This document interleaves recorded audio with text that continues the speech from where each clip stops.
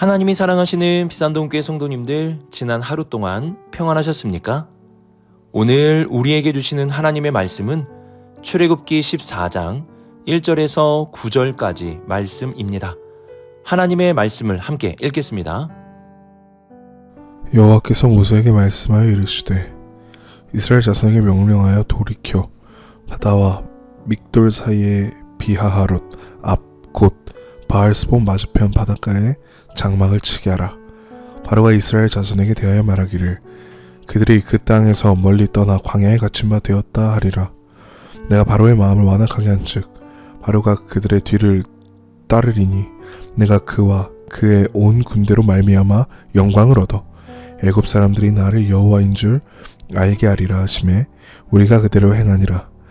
그 백성이 도망한 사실이 애굽 왕에게 알려지매 바로와 그의 신하들이 그 백성에 대하여 마음이 변하여 이르되 우리가 어찌 이같이 하여 이스라엘을 우리를 섬김에서 놓아 보내었는가 하고 바로가 곧 그의 병거를 갖추고 그의 백성을 데리고 갈새 선발된 병거 600대와 애굽의 모든 병거를 동원하니 지휘관들이 다 거느렸더라. 여호와께서 애굽 왕 바로의 마음을 완악하게 하셨으므로 그가 이스라엘 자손의 뒤를 따르니 이스라엘 자손이 담대히 나갔음이라. 애굽 사람들과 바로의 말들 병거들과 그 마병과 그 군대가 그들의 뒤를 따라 바알스본 맞은편 비하히롯 곁 해변 그들이 장막 친 데에 미치니라. 아멘. 기도하겠습니다. 사랑의 하나님 아버지, 오늘도 주님의 말씀을 듣고자 새벽에 만나 시간을 구별합니다. 우리의 구별함을 통하여 이 시간 주님의 뜻을 깨닫게 하시고 세상이 아닌 주님이 기뻐하시는 길을 향해 가게 하여 주옵소서. 오늘도 주님의 말씀을 듣겠습니다. 이 모든 말씀 우리 주 예수 그리스도의 이름으로 기도드립니다. 아멘.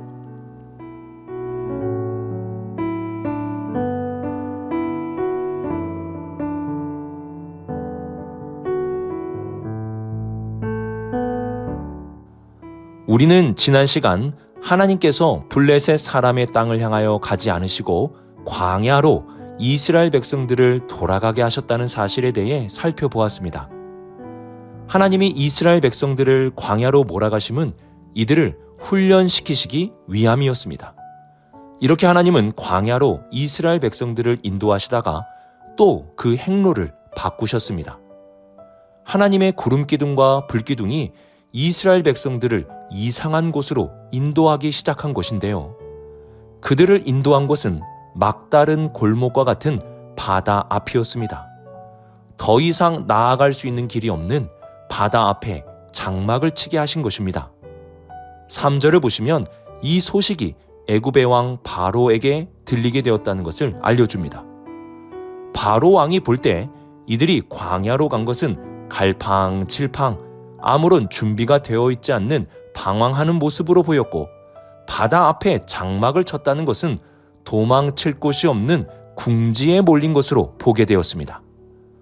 분명 바로 왕과 애굽 사람들은 두 손 두 발 다 들고 항복하는 마음으로 이스라엘 백성들을 보내었습니다. 그런데 이스라엘 백성들이 광야로 행선지를 바꾸고 결국 막다른 바다 앞에 이르게 되었다는 소식을 듣게 되자 애굽 사람들은 바로 왕에게 이스라엘 백성들이 도망쳤다고 보고를 하게 되었습니다. 막다른 골목에 있는 이스라엘 백성들의 모습을 보며 애굽 사람들의 마음은 바뀌었습니다.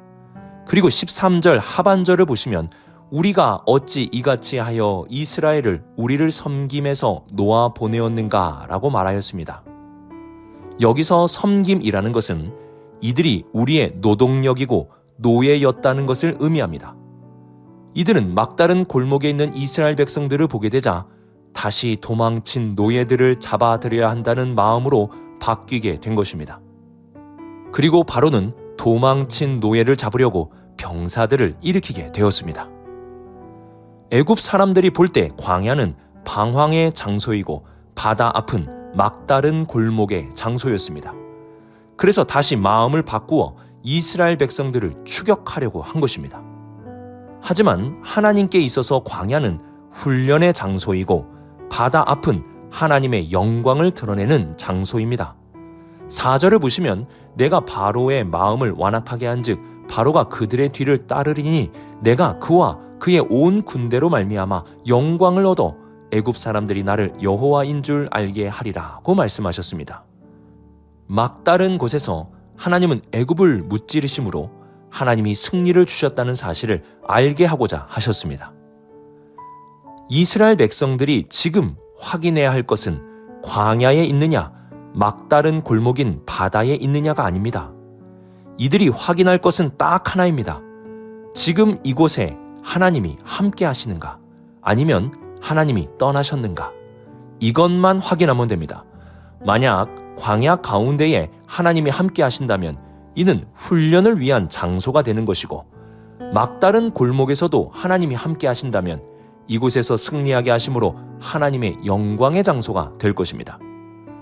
지금 내가 서 있는 장소가 중요한 것이 아니라 그곳에 하나님이 함께 하시는가, 이것을 늘 점검해야 하는 것입니다. 하나님이 함께 하심이 분명하다면 나의 광야는 훈련의 장소가 될 것이고, 나의 막다른 골목은 하나님의 영광의 장소가 될 것입니다.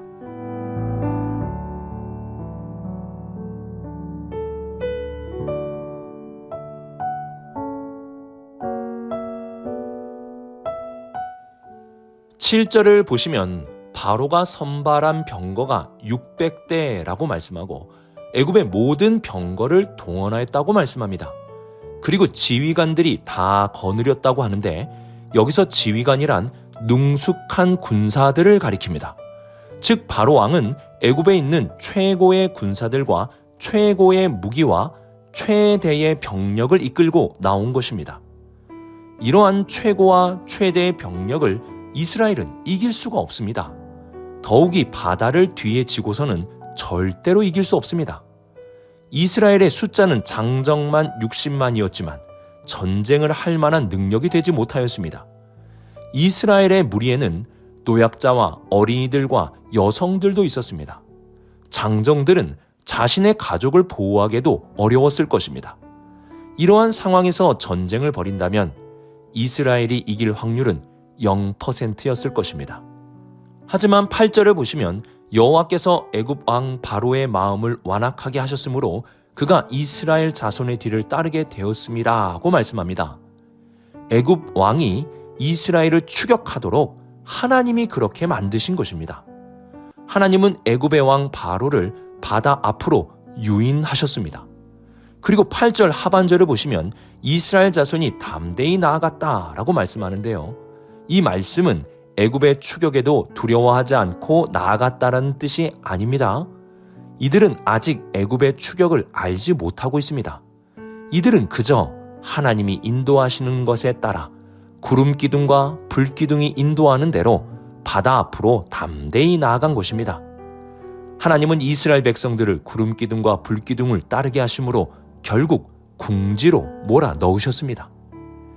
애굽의 왕 바로를 유인하고 이스라엘 백성들을 궁지로 몰아넣은 것은 하나님의 계획이었습니다. 그 바다 앞에서, 그 막다른 골목에서 이스라엘 백성들이 애굽으로부터 승리한다면 그곳은 오직 하나님의 영광만이 드러나게 될 것입니다. 하나님은 하나님의 영광을 드러내시기 위해 이러한 극적인 상황을 만들어 가신 것입니다. 왜냐하면 이렇게까지 하지 않는다면 애굽 사람들과 이스라엘 백성들이 하나님을 제대로 알지 못할 것이기 때문입니다. 그래서 하나님은 악인들을 강하고 번성하게 하기도 하시고 하나님의 백성들을 궁지에 몰아넣기도 하십니다. 우리는 악인의 번성을 바라보며 부러워할 필요가 없습니다. 왜냐하면 그들의 번성은 순식간에 날아가므로 하나님의 영광을 드러내는 도구가 될 것이기 때문입니다. 또한 우리가 막다른 골목에 있다고 하여 두려워할 필요도 없습니다. 왜냐하면 하나님은 바로 그곳에서 놀라운 역전을 이루심으로 하나님의 능력을 분명히 보여주실 것이기 때문입니다. 우리는 하나님의 크신 계획을 다 알 수 없습니다. 왜 악인을 번성하게 하시고 왜 하나님의 백성들을 막다른 골목으로 몰아가시는지 우리는 다 알 수 없습니다. 하지만 하나님의 분명한 계획은 우리가 알 수 있습니다. 하나님의 분명한 계획은 악인을 심판하는 것이고 하나님의 백성을 구원하시는 것입니다. 이를 위하여 때로는 악인들을 번성하게도 하시고 하나님의 백성들을 막다른 길로 몰아넣기도 하시는 것입니다. 하나님은 지금도 악인을 심판하시기 위해 준비하시고 하나님의 백성을 구원하시기 위해 일하고 계십니다. 이러한 하나님의 큰 계획을 바라보며 악인의 번성을 부러워하지 않고 하나님의 구원의 길을 걸어갈 수 있는 우리 모든 성도님들이 되시길 주님의 이름으로 축복합니다.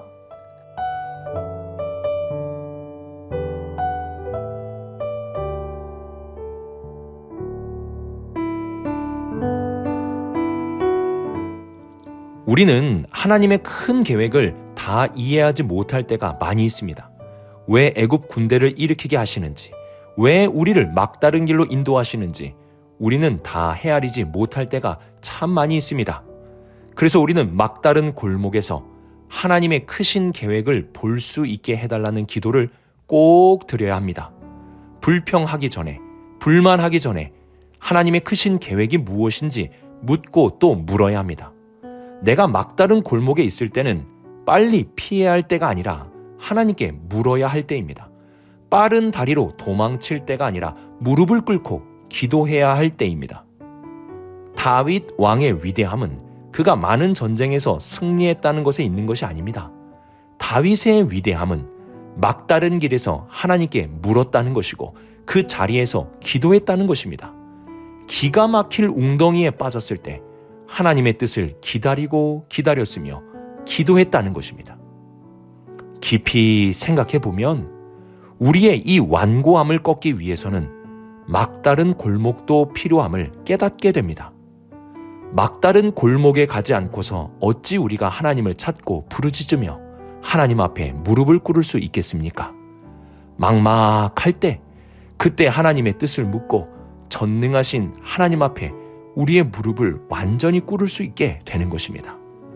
그러므로 막막함은 끝이 아니라 기다리고 기도하라는 하나님의 사인이 되기도 하는 것입니다. 오늘의 말씀을 묵상하며 지금 나와 하나님이 함께 하시는지 우리 스스로 확인하고 확신할 수 있기를 바랍니다. 하나님이 함께 하심이 분명하다면 광야는 훈련의 장소이고 막다른 바다는 하나님의 영광의 장소가 될 것입니다. 그리고 우리는 악인을 심판하시고 하나님의 백성을 구원하시는 하나님의 크신 계획을 바라볼 수 있어야 합니다.